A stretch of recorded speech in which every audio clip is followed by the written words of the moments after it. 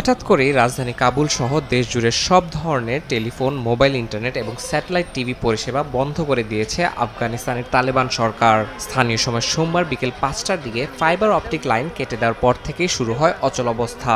Banking থেকে ব্যবসায়িক সেবা সবকিছুই থমকে যাবে বলে আশঙ্কা করা হচ্ছে।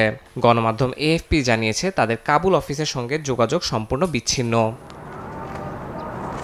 ইন্টারনেট নজরদারি সংস্থা নেটব্লকস জানিয়েছে ধাপে ধাপে সংযোগ বিচ্ছিন্ন করার পর মঙ্গলবার ভোরের মধ্যেই দেশজুড়ে সম্পূর্ণ ব্ল্যাকআউট তৈরি হয়। কিছুদিন ধরেই আফগানিস্তানের বিভিন্ন প্রদেশে ধীরগতির ইন্টারনেট কিংবা সম্পূর্ণ সংযোগহীনতার অভিযোগ পাওয়া যাচ্ছিল। তালেবান সরকার জানিয়েছিল বিকল্প ব্যবস্থা নেওয়া হবে, তবে সে ব্যাপারে কোনো বিস্তারিত ব্যাখ্যা আসেনি। টেলিযোগাযোগ বিচ্ছিন্ন হওয়ায় কাবুল বিমানবন্দর থেকে শুরু করে অভ্যন্তরীণ পরিবহন ও প্রশাসনিক কার্যক্রমও ব্যাহত হচ্ছে। ব্যবসায়িক মহল মনে করছে দীর্ঘমেয়াদে এই অবস্থা চলতে থাকলে আফগান অর্থনীতি স্থবির হয়ে পড়বে। ডেন্টিস্টের পরামর্শ নাও নতুন কোলগেট অ্যাক্টিভ সল্ট। ২০২১ সালে ক্ষমতায় ফেরার পর থেকেই তালেবান একের পর এক বিধিনিষেধ আরোপ করে আসছে।